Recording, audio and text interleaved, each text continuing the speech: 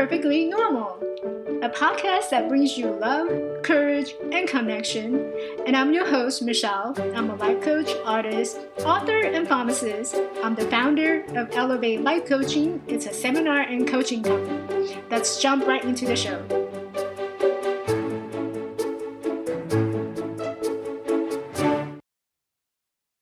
Welcome, everybody, to this week's Perfectly Normal. So this week's lots of things happening, right? I mean, we look around on the news, social media, everywhere it's talking about the coronavirus. And, hopefully you are in a place where you're safe and you're keeping up with your personal hygiene. And, I did a podcast last week about talking about the fear. So hopefully you're keeping up with that personal hygiene to wash your hand, keeping, wiping things down, and just staying away from the crowded people and crowded events that you can avoid. So speaking of avoiding these events and also just, with the effect of coronavirus on us, today I wanted to talk about budget. And I think many of us actually don't even think about this topic at all, because it's something that we don't feel like talking about. Money has always been a thing for us not to discuss openly. And it's rude, it's actually considered rude to ask someone, how much you're making, which is very interesting because why would that even be a matter of, your conversation? I mean, if the other person makes more, what does that tell you? It doesn't tell you anything. So like, why even ask that question? Or why do you shy away from sharing how much you're making?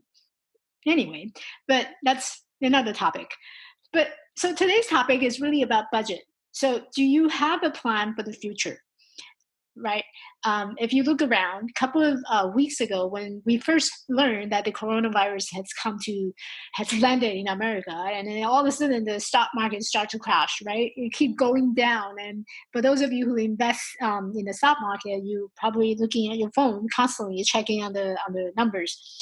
I get it. I understand. I do the same. I do have investment in stock, so I'm checking the status very more often than not. So the budget is actually something that just came up. I was posting on my Facebook, and it's a discussion on what do you do to achieve that personal freedom. And when you think about personal freedom, a lot of us associate it with money. Money would help us achieve that personal freedom. Having more money will help us reaching our goal to have more freedom. So it's not a surprise why, a lot of my friends who's commenting on this thread is actually relating the freedom to money, which brings me to the topic today, budget. Do you have a plan for your future? And this is a podcast for anyone who's going through a transition, through a period of time where perhaps you're in between job, perhaps you're looking for a new job, or perhaps you're just planning for your future of retirement. This money issue keeps showing up every time, over and over.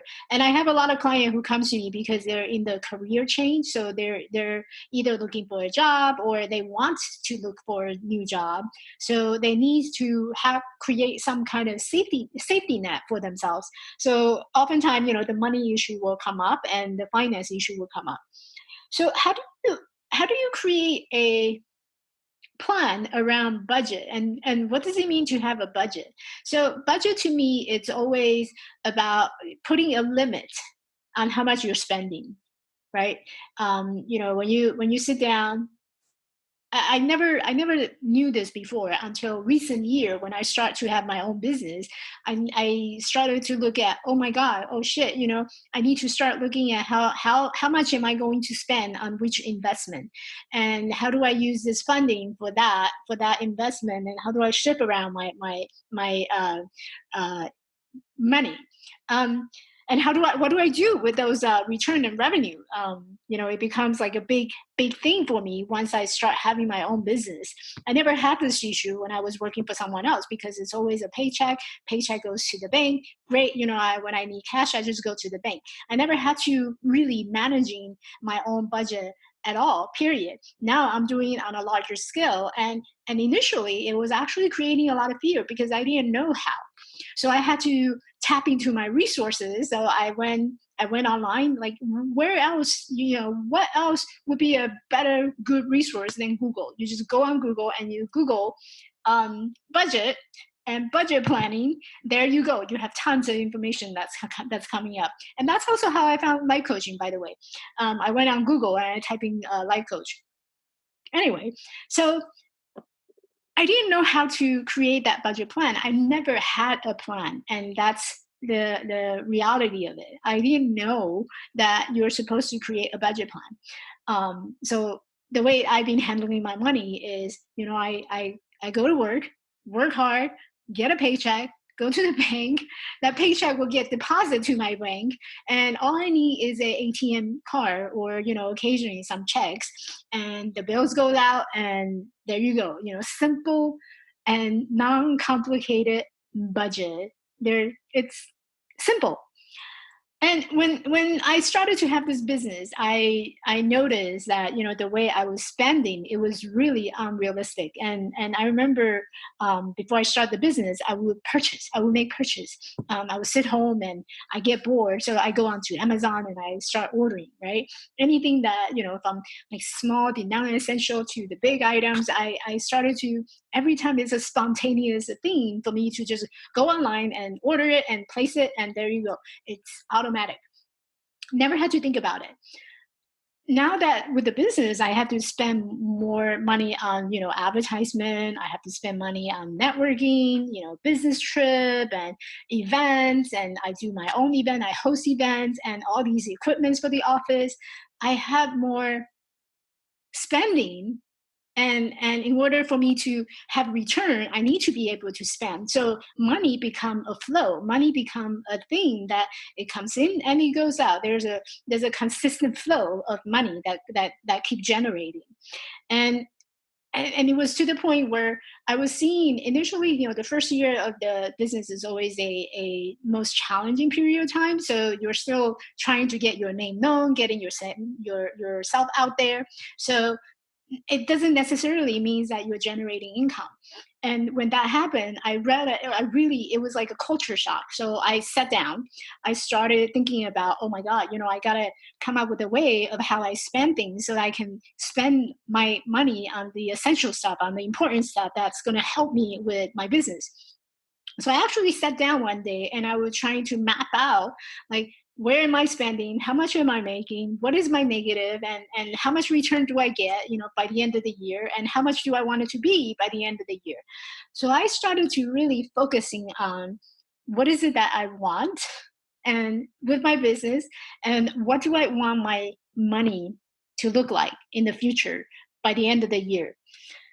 So I went onto website and I Googled budget planning, and Dave Ramsey came up, and I love his system. I remember doing a video on my Instagram account. If you follow me on Instagram, it's at Elevate Life Coach, so you can go ahead and check out my profile. Send me a DM. I love to hear from you. So I created a video on my Instagram account, and I was sharing Dave Ramsey's envelope system. The envelope system is really, so it's very old fashioned. So it goes take you back to the day where you're using cash more so than your credit card. And the idea is the less that you spend on your credit card, less debt you would have, and you would be more conscious about handing out the money that's giving out, taking it away from you. So it's all about the creating the mindset, creating the awareness, so that you're not just swiping the card, that simple act of swiping the card. But it's more about you taking out money from your wallet and pass it on to the another person. That creates an awareness for you to realize that this is something going out, and you can visualize it, you can see it. So it's coming out from you. So you stop spending on unnecessary stuff. Whereas a credit card, it's easy to just swipe the card and you get the purchase and you're done. So it's a less step, and when we're taking more step in doing something, then it deters our tendency of doing that act. So it makes sense to for those of the listeners who's struggling with putting a lot of debt on your credit card, then perhaps looking into the envelope system is actually a great way of eliminating that behavior, or helping you to um, get rid of or overcome that behavior. And so I actually went and bought a wallet that set up as an envelope system. So the envelope system consists of, so you can actually do this yourself. And I've done this myself. I created envelopes. So I put folder, I put laminate them together. So it creates a little tiny folder in my wallet, and in each folder you categorize by different categories. So perhaps you have category like restaurant, eating out, you have grocery, you have a section for entertainment, you have a section for your gasoline for the car, you have a section for like maybe if your parents, for your kids, or your husband, maybe a date night kind of backup money. So you separate out your cash into different categories. And with each category, you divide your money. Say you have a budget of, I don't know, $400 or $600 a month. And what you do is with that $600, you decide how much you want to spend in each category. So if you're eating out a lot, then maybe you wanted to put $200 in the eating out section, versus if you're just cooking at home, you're not eating out a lot, then perhaps you can, minimize that eating out category to, I don't know, $50 or $100, depending on what the budget that it fits your scenario, your needs. So you come up every month, you come up with a set amount of cash, and you divide them into different denomination. So when I go to the bank, the teller usually look at me with headache because I ask for different denomination, and I want them on a purpose. The purpose is I wanted to be able to divide each category, not just putting, $60 here and $20 there. Like, for example, my gas, I go to the gas station and I can pump like easily $56, right? Per each fill. So if I'm putting $56, I don't want to just put 50 I don't want to put $60 in my gas. I want to put exact $56 in my gas category. So I hope that makes sense. So I often ask for different denominations so that I can fill my envelopes. And once you have the envelope filled, what you do is you create a sheet.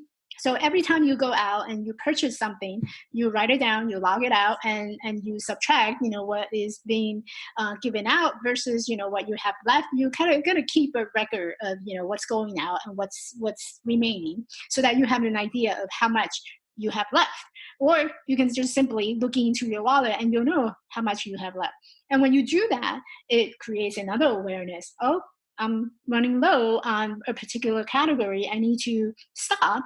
Otherwise, I'm going to run out for this month. And the idea is you don't go back and fill more for that particular month. So if you budget yourself to have $56 for your gasoline, you can't, if you spend extra dollar, you can't just take it from another category. What you do is you go back and adjust your next month's budget so that you allow yourself to have a little more in that category. So you can't just go one category to another and just shift money around. The point is that you have a solid concrete system where each month you put enough money for that particular category, and once you spend it, once it's gone, that is it, period. So what that does is something very interesting, because then your mind starts to think about, I have $2 left, I can't buy that cup of coffee, because then that will only give me like maybe 56 cents left for that particular month. So you stop spending and become more conscious about what you're purchasing. So that is Envelope System by Dave Ramsey. And I actually bought, so I'm a shopaholic. I used to be a shopaholic, okay? So I got a lot better. So I actually bought one of those wallets, a special wallet, and it's designed as a envelope system. And so now I'm like, since last year I started doing this because the year before I started my own business. So last year, in the beginning of last year, I sat down, I started to do this whole budget planning, and it really helped me to be more conscious about what I'm purchasing and whether or not I need the item, rather than just simply, it looks nice and I want it, and that impulsive purchasing mentality. I stopped doing that. Nowadays I'm more conscious about what I purchase and whether or not I'm going to have any use of it. And I think it's great that for people who are experiencing they want to eliminate some of the debt that they currently and have a plan in terms of how much do I want to save for my future. And the other tip that I wanted to share with you before we end this week is have a solid plan about what your future would look like. So your retirement, what would your future retirement be looking like? How much do you want to have on a monthly basis? How much would make you feel comfortable living when you retire? Um, and how much do you want to see? And having a plan can really help you clear out some of the uncertainty that comes up for you when you reach to that point. So if you're looking for a new job, do you have a safety net? How much do you have? Do you have that 6 months of emergency fund that's already set aside for you? And do you have any other emergency fund that's already in place in case you need to use it to, I don't know, hire a coach?